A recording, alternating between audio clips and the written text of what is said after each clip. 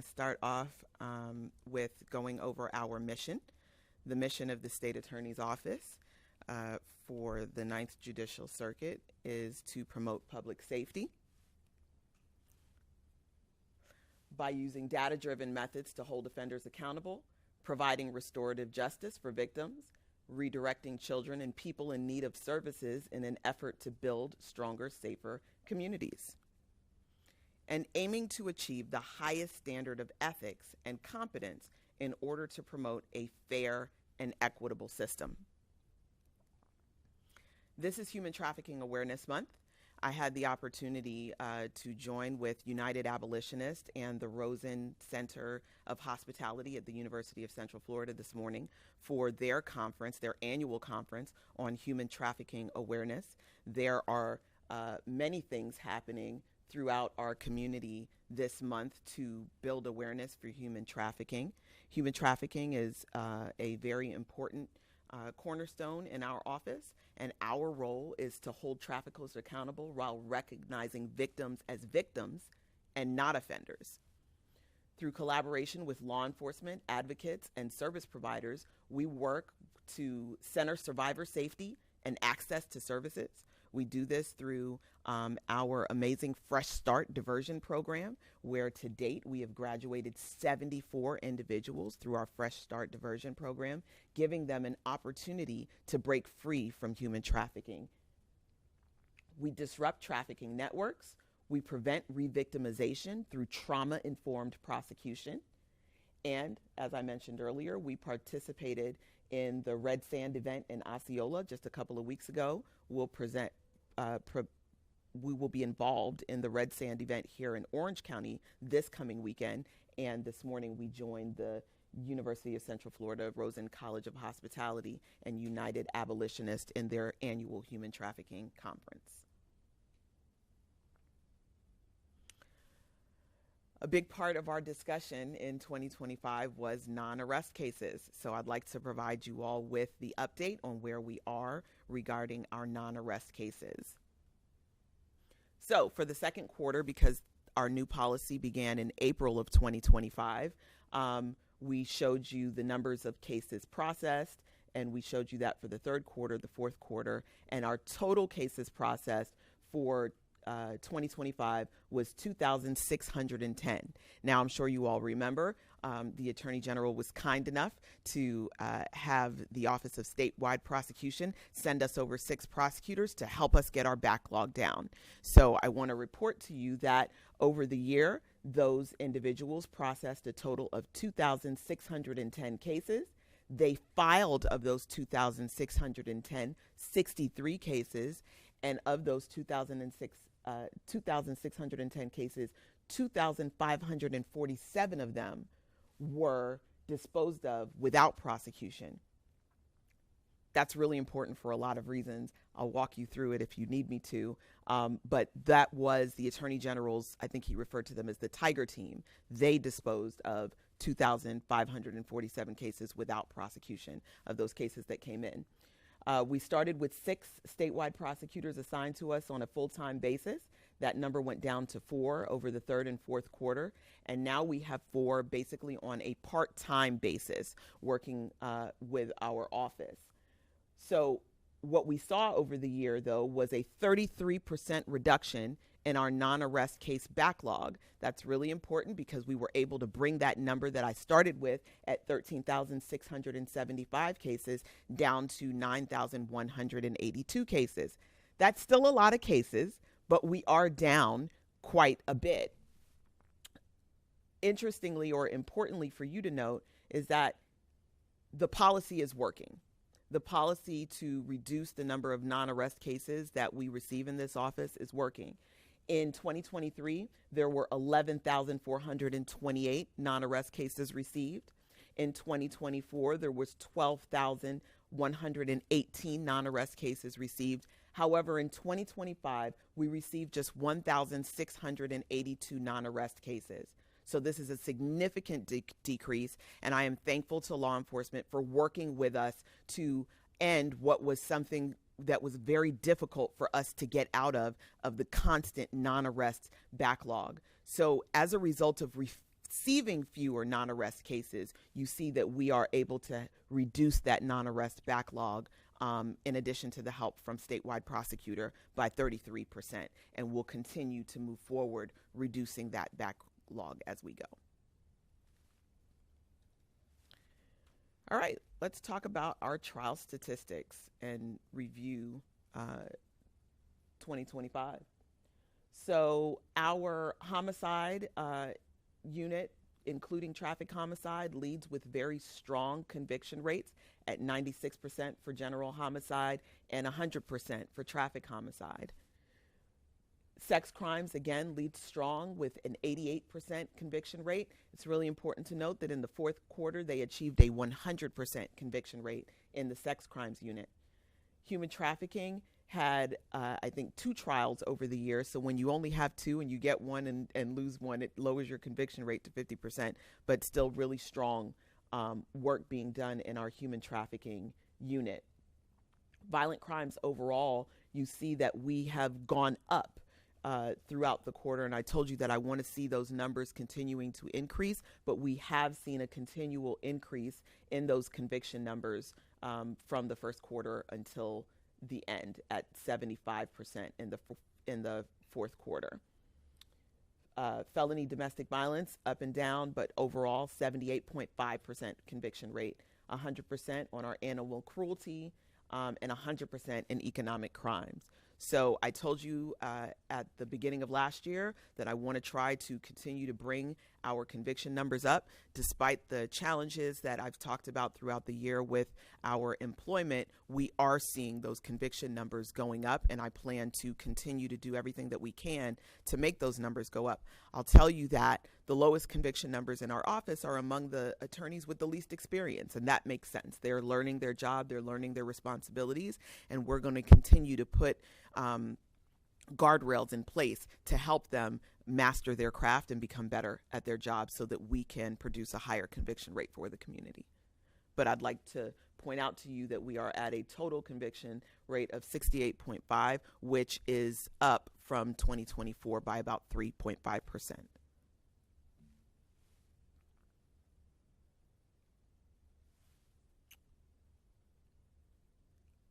Part of our mission here, of course, is to seek justice, and I'd like to take a moment to go over with you some noteworthy cases for this year.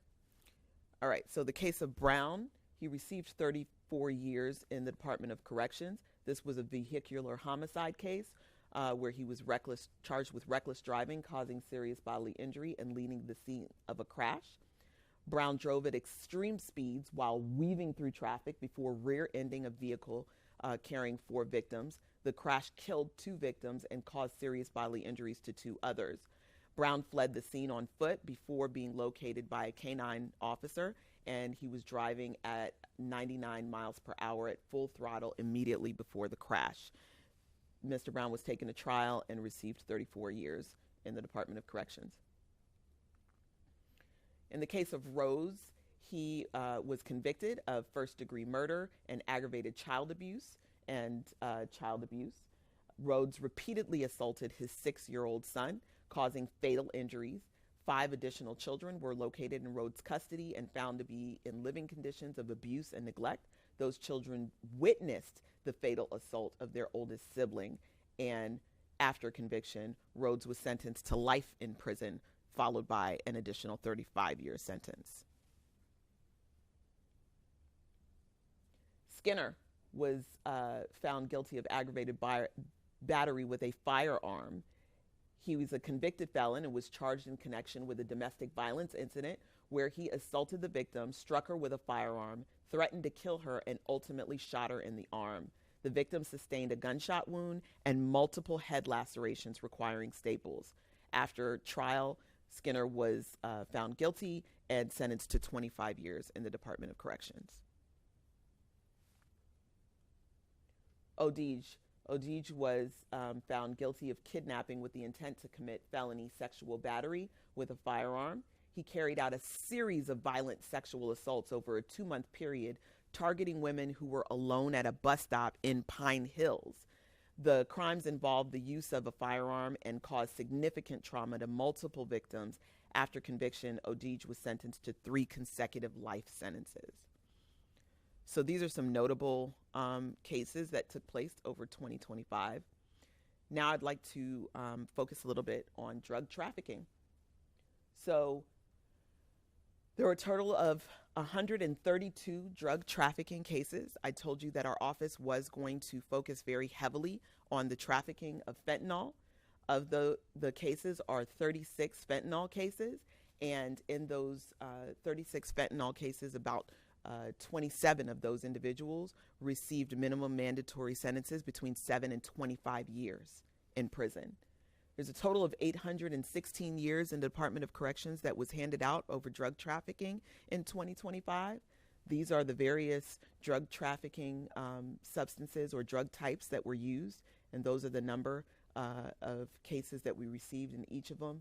Notably, under trafficking in fentanyl was trafficking in methamphetamines, and there were significant sentences that were delivered for the trafficking in methamphetamines as well.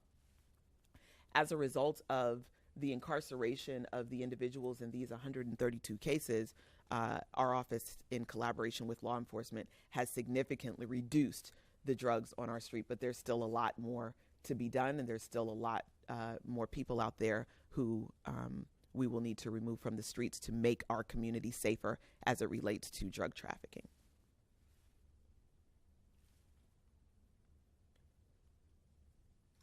I am pleased to announce that our office has seen a 10.19% overall reduction in staff turnover. From 23 to 24, we were experiencing a 41.58% turnover rate. That rate has now lowered 10% to 31.39, and we are continuing to implement changes that will hopefully continue to reduce that turnover rate. As I told you, we hired an operations manager, and in the phase 1 of her project, she has established clear office-wide performance standards and leadership expectations to ensure consistency and accountability across all divisions.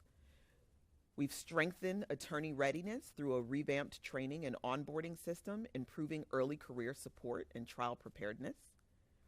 We've built a mentorship program and professional development pipeline to support retention, growth, and long-term success, and created a structured feedback and support mechanism to identify challenges early and strengthen attorney performance. We've also advanced felony trial capacity with phase 2, training boot camp and implementation. So there are a lot of changes that are going into making this office stronger. But these are just some of the things that we were able to establish over this first year.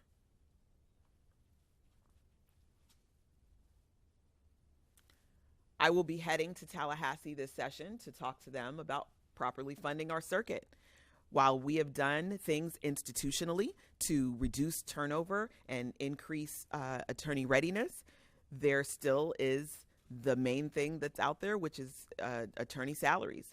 So I've spoken to you all, I think, every quarter with regards to the fact that while we have the 3rd largest population, we are in 4th place as it relates to funding. And even though it's only 4th place, we are still underfunded significantly in comparison to other circuits of our size. So we have a population here of 1.7 million, but a budget of 36 million. And we are funded the lowest per capita per 1,000 people at $20,360 per 1,000 people, and have one of the lowest attorney starting rates in the community. Now, I have raised the attorney starting rate to $70,000, but that is still significantly lower than circuits across the state, and we would like to see that salary raised to $75,000 to $80,000 for attorneys starting with our office.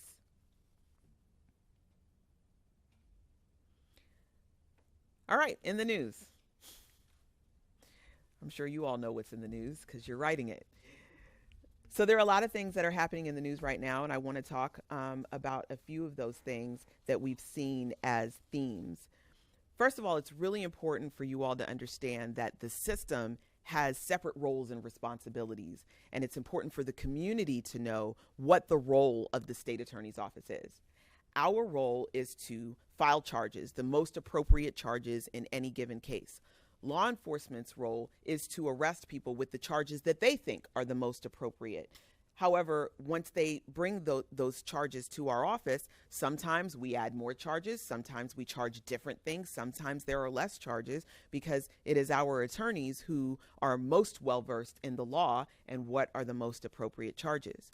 Once those charges are filed and the cases are prosecuted, it is the role of the judiciary, the court, the judge in the courtroom, to make decisions on outcomes. So when you see motions that are filed, it is the court, the judge, who makes a decision with regards to how those motions will be disposed of. If a case is taken to trial, generally speaking, it is a jury who will make a decision on whether or not the individual is guilty or not guilty. It's very important to understand those roles, because when things are said like people didn't fight hard enough to do something, that suggests that we not only control the role of the prosecutor, but we also control the role of the court and the other parties in the system. So understanding the role of a prosecutor is fundamental to being able to have educated conversation regarding prosecutorial actions. Another issue that I want to discuss, because it is a theme right now, is mental illness and the criminal legal system. The criminal legal system is not adequately equipped to deal with mental illness, nor should it be. That is a role of community partners. That is a role of mental illness hospitals, but not the Department of Corrections or the state attorney's office. And however, studies have shown that our jails and our departments of corrections are the largest mental health providers in our communities. That's a problem. And it's a problem because when things go wrong, people are looking for someone to blame. But as a community, we have to acknowledge the fact that when the system wasn't set up for success, then there is going to be failure. And we've seen that in this most recent case involving an individual who was found not guilty by reason of insanity and was failed by the system. So I know that you will have many questions, but I want to preface this discussion with that individual went through the legal process. That process took over a year. At the time of the offense, the court found that that individual was legally insane at the time of the offense. There are differences between competency and insanity. Competency means whether or not a person can stand trial, whether or not they can appreciate the nature and consequences of what is happening in a courtroom, whether they understand what the consequences of an outcome is going to be, whether or not they're able to meaningfully participate with their attorney in the course of a trial. Insanity, though, goes back to the offense. Were they legally insane at the time of the offense? And this is a legal determination that's made based on assistance from mental health providers. The standard is whether or not they are a danger to themselves or others. Now, you may be thinking, well, obviously they're a danger to themselves if they committed an aggravated battery with a firearm. But we're not looking at the time of the offense. We're looking at the time of the sentencing. Are they a danger to themselves or others? The mental health provider in this case found that that individual was not a danger to himself or others at the time of his sentencing. And based on that, the standard that is set forth in the statute prohibits the court from sentencing someone to involuntary commitment in a mental health hospital. Even if someone is involuntarily committed to a mental health hospital, that commitment has to remain under review. And as soon as that person is no longer deemed a danger to themselves or others, then the least restrictive conditions are required to be put in place. And that is release into the community. Now, I have researched into this case since the latest event has taken place. And what I found is that That individual was sentenced to conditional release. And that conditional release was that he would continue treatment with an outpatient community partner. My understanding is that that treatment was originally costing $7 a month. And that after a period of time, that $7 a month bill went up to $150+ a month.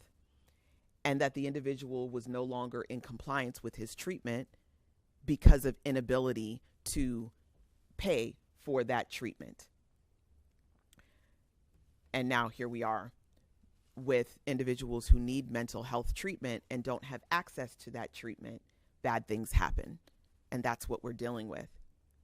I want to be very delicate in how I talk about this because we can never overlook the fact that 3 people are dead, 3 families are grieving, and this is not an opportunity for political discussions.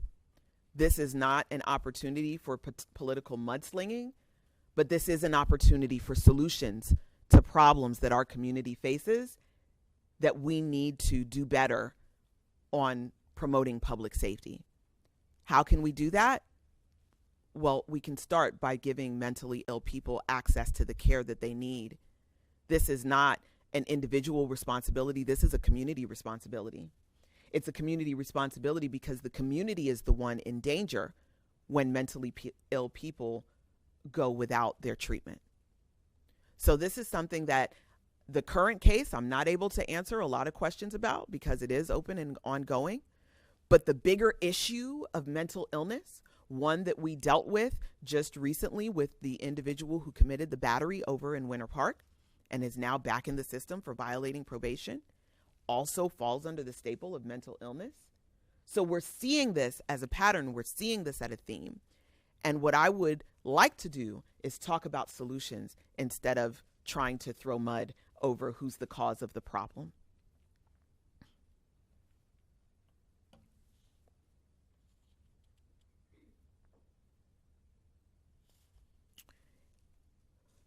As I go to Tallahassee over this legislative session, these are the themes that we'll be discussing. You know that there's the mental illness component. There's juvenile justice that I've talked to you about on many occasions, that we need to make changes in our juvenile justice system.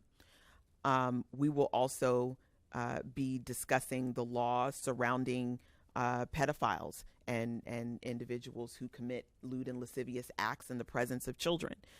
So these are the things that we'll be discussing with the legislature in hopes that we can bring back real changes that actually protect our community and build stronger, safer communities instead of talking about the problem and looking for someone to blame. So with that, I'll open it up to your questions. You mentioned the order of conditional release for Ahmaud Bojai. One of those conditions is that he not own or possess firearms. Yeah. What role, if any, does the prosecutor's office play in ensuring that he actually adhere to those conditions? None. It seems like None. The prosecutor does not oversee release conditions. If someone is placed on conditional release, that individual reports to an entity who supervises that release. The prosecutor prosecutes cases. That's our role. So in that vein, who was responsible for checking in on Bojai in between those competency hearings that were annual? So he was receiving services through a community partner, and that's who he would have reported to during that time. That case manager? Yes. That mental health provider? Yes. And I understand the judge makes the final determination in what's going to come forward, but the state attorney's office also stipulates with the defense, and in this case they stipulated to not have a jury trial. Why not bring this to a jury? I can't speak to that because I was not involved in this case, but I can tell you that the prosecutor who was involved in this case was not known for being one to roll over. I am given information that there were a lot of legal problems in this case, that there was an uncooperative victim in this case that would have made the case challenging to try in front of a jury. But let me be very clear. There was a trial in this case.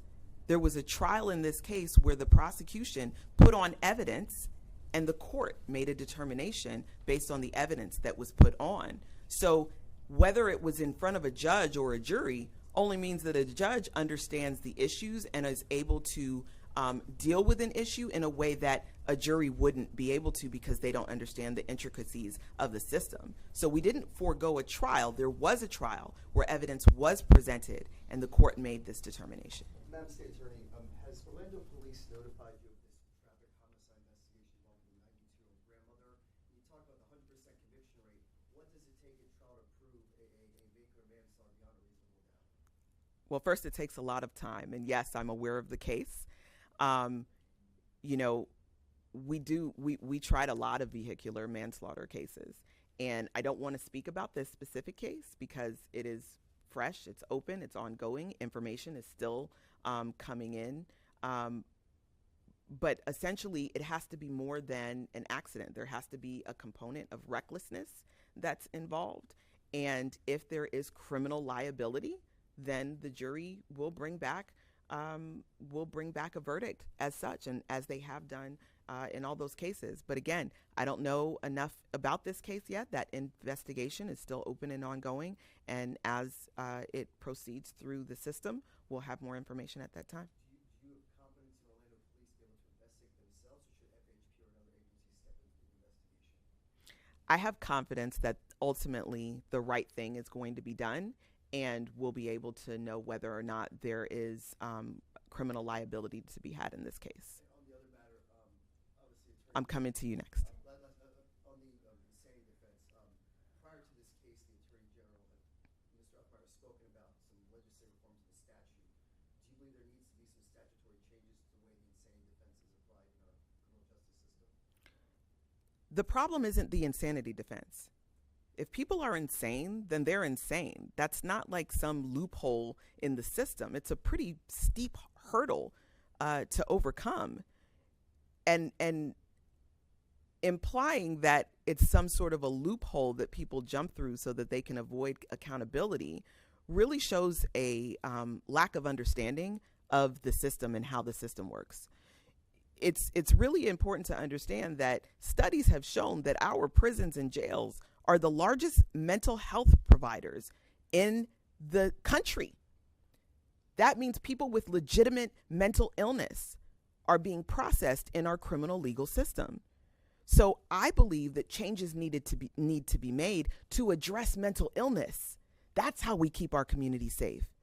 Pretending that it doesn't exist and pretending that this is just some sort of a gimmick that people put up so that they can avoid liability is what puts us in the position that we're in right now, where we're having to deal with these terrible tragedies. Yes, ma'am.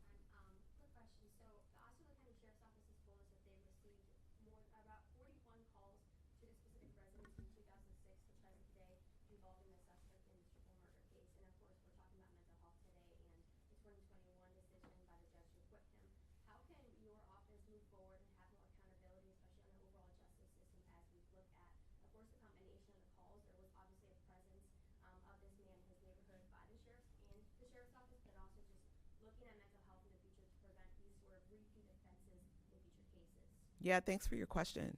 So it's first important to understand that calls to law enforcement does not equate to cases in the state attorney's office, right? So while there may very well have been 41 calls, I believe we have 3 cases in our office. So if we don't know what's happening, there's certainly nothing that we can do. And I'm not implying that we should know every time a call is made. I think that it is collaborative effort from law enforcement, from the legislature, from the state attorney's office, in order to ensure that when we have someone who is flying on our radar as someone who has mental illness, that we're ensuring that we are doing as a system everything we can to have that mental illness addressed.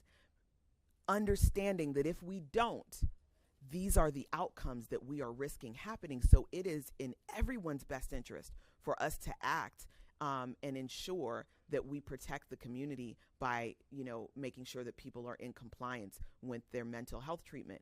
However, the government has to do its part. We have to provide those services. When someone is ordered into treatment, we can't change the cost of that treatment from $7 a month to $156 a month and not expect there to be a decrease in the treatment. That's just not realistic. So while we're looking at, what are the things that are worth funding in our society, we need to look seriously at mental illness. And are you all aware of other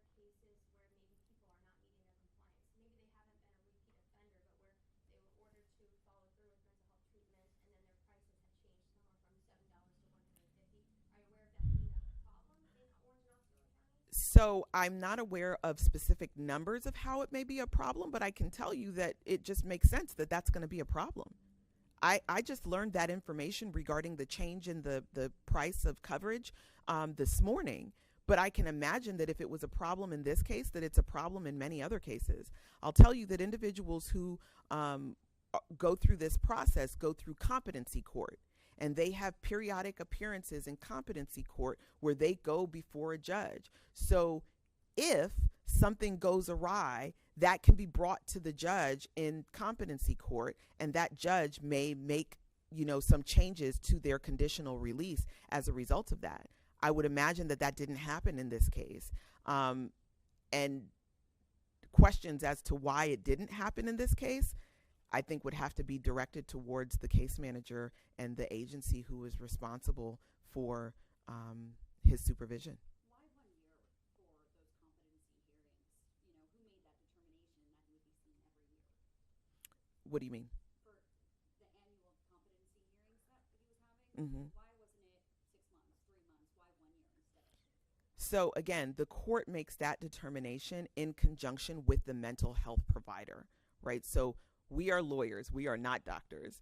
We have JDs, not MDs. We rely heavily on our medical partners to advise us on what are the appropriate conditions here, what do we need to require, and then have them check in with the court. So in this particular situation, the mental health provider said that this individual wasn't a danger to themselves or others. The court made a determination that there would not be any involuntary commitment, and then the person went into the system, and unfortunately this was a situation where things went wrong. And the increase of the treatment costs too, was that ever reported to the judge in this case, or how did that information come about? So I can tell you that I don't believe it was, and the reason I can say that is because as I researched that information, it was not in our system that had taken place, nor were there any violations of release conditions reported in our system. I only became aware of that information because someone called and told me this morning. Do you know Why the price increase happened, or? I don't. or when it happened and when he fell out of compliance? I don't.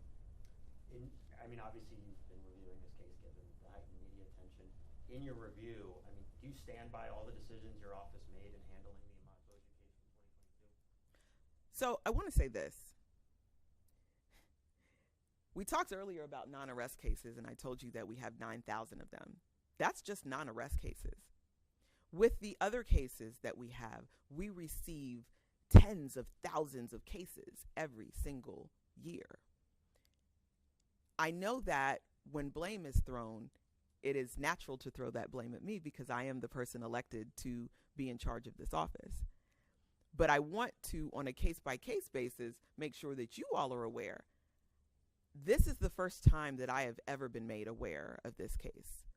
I will tell you that I have full confidence that the individual prosecuting this case was a professional, very zealous advocate for justice. And he would not have made any decisions that were based on anything but fully complying with the law. So there was nothing you flagged in your Absolutely not. Absolutely not. Zooming out, obviously we're all aware of this at times acrimonious relationship you have with the Attorney General. I do not have an acrimonious relationship with the Attorney General. Perceived that way.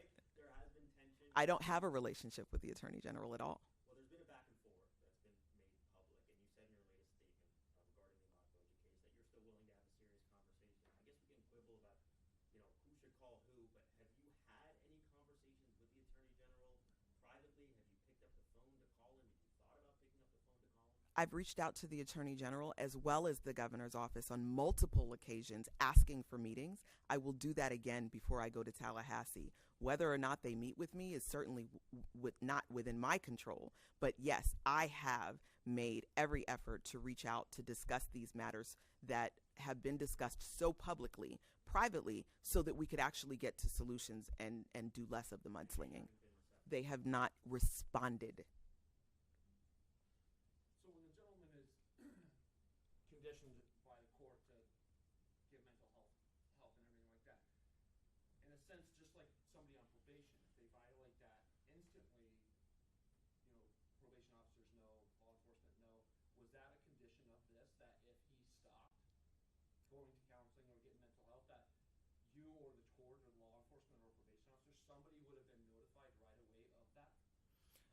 Should have been, yes.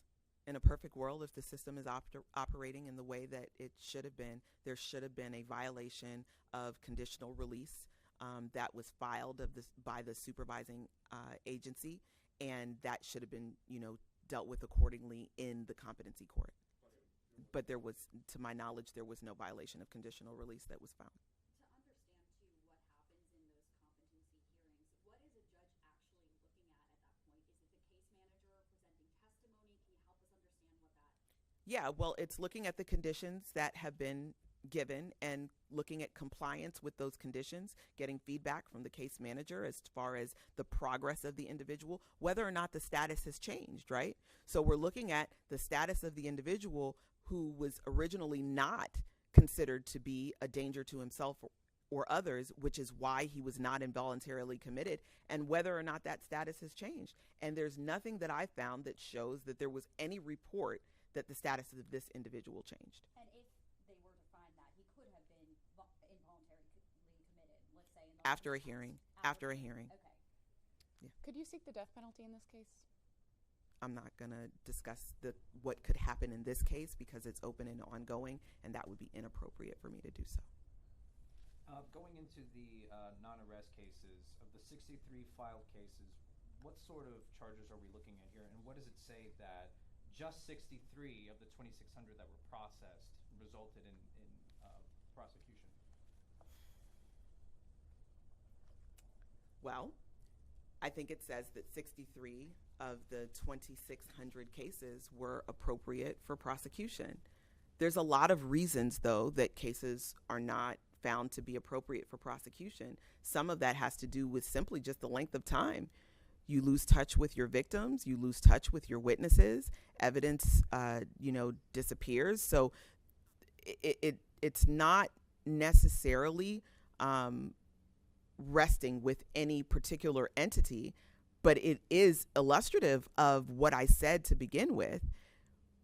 Processing 13,000 cases of backlog is not going to result in protecting community safety. What it is busy work that keeps our prosecutors from focusing on what's here and now, the cases that were serious enough for law enforcement to arrest someone on, and the cases that deal with violent crime and drug trafficking, and the things that we actually need to do to protect our community. It distracts us from that because it is our responsibility to get through those 13,000 cases. But as you can see, of the 2,600 cases that have been disposed of, only 63 of them were found to be worthy of prosecution. And is the Attorney General's office still providing prosecutors to help with the backlog going forward? So it is the Office of Statewide Prosecution, and I have not had any feedback from them. I know that originally there were 6 lawyers who were here on a full-time basis. In the third quarter, that dropped to 4 lawyers here on a full-time basis. To now here in the fourth quarter, it's 4 lawyers here on a part-time basis. So from that, I've gleaned that they are slowly, taking down or reducing the assistance that they're providing regarding this backlog. Again, we've seen a 33% reduction in the backlog. So for that, I am grateful. I don't know if or when that help will cease to exist. I will take it as long as we can get it because, like I said, I would love for the primary objective for my prosecutors to be maintaining the cases that are coming in through the office every day. And I'm extremely thankful to law enforcement for working with us to reduce the number of non-arrest cases coming in so that we can focus on the cases in front of us. I was going to ask you more about that. Mm-hmm. So making sure I have my timeline right. You had set out this policy essentially saying, law enforcement, you got to help us out. You keep bringing these cases that we can't do anything with, and it's wasting everyone's time, upsetting everyone. The Attorney General said, oh, looks like you need help. Here are some lawyers. You said, thanks, we'd love some lawyers. That reduced the number of cases. But it seems like law enforcement has also responded and adjusted their practices. So what's changed for them in accordance with that policy? Or how has that relationship changed? So they are making arrests on cases that are serious enough that warrant arrest. They are talking to us about cases that need them to consult with us before they make a decision. We are accepting those cases that are not appropriate necessarily for an arrest warrant. And there's a lot less just, unnecessary paperwork being sent over on things that we all know are not things that can be prosecuted. So we are literally working collaboratively to reduce some of the red tape in the system that keeps us from getting to the real heart of the work that we do. What are some examples of those cases that you wouldn't be able to move forward with? Not individual, like types of cases. Yeah, so cases of mutual combat where two people are fighting and we don't know who the aggressor is. We don't know who the real victim is. So they would send that over as a non-arrest case, and we can't figure it out because we weren't there. No one was on scene. There aren't any witnesses who are going to tell. So that's an example of a case where, there's nothing that we can do with that case. A case where there isn't probable cause, right? If there isn't probable cause, then we're certainly never going to be able to prove the case beyond a reasonable doubt. So, and cases typically don't get better over time. They usually deteriorate and become worse over time. Cases where victims aren't willing to sign sworn statements. Typically, if a victim is not cooperative and that's the only way, sometimes we can prove a case without a victim, but when we can't prove a case without a victim and the victim is not willing to sign a sworn statement, it's very difficult for us to go forward from there, as I mentioned earlier, with the case that we are, talking about today. So reducing those sorts of cases has made it tremendously easier for us to reduce that backlog. I do want to ask too, back to the Monbo J case, you had mentioned that you believe the system had failed him in this case. What do you think, or what would you pinpoint as the inadequacy in the system that led to this failure? Just the way we deal with mental illness, altogether. I would have liked to seen him be involuntarily committed. If I'm being honest with you, I would have liked to see that happen, and then stage out to a place where we can say, yes, for certain, this person is no longer a danger to themselves or others, and we can. But I'll tell you that the reason that was found that way is because at that time he was compliant with his medication, and he was deemed to not be a danger to himself or others as long as he was compliant with his medication. But I would have liked to see that just as a way for us to start and then have him released gradually over time. I think that increasing the cost of mental health treatment is egregious. In the same way that someone has cancer, needs treatment, and they shouldn't be told that they're going to die because they can't afford it, someone with mental illness needs treatment, and they shouldn't be left unchecked because they can't afford it.